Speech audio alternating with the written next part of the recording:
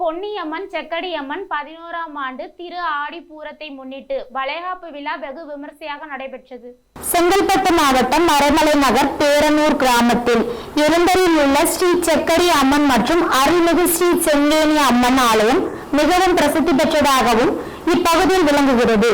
இவ்வாலயத்தில் உள்ள அம்மன் குழந்தை வரம், செல்வ வளம், தீராத பிணிகளையும் தீர்த்து வைப்பதாக கூறப்படுகிறது. இவ் ஆலயத்தில் திங்கட்கிழமை காலை 9 மணி அளவில் அம்மனுக்கு யாகம் வளர்த்து அம்மன் உற்சவ சிலை பிரதிஷ்டை செய்யப்பட்டது. அதைத் தொடர்ந்து மாலை அம்மனுக்கு சிறப்பு திருவாடிப்புறம் வளைகாப்பு திருவிழா வெகு விமர்சையாக நடைபெற்றது.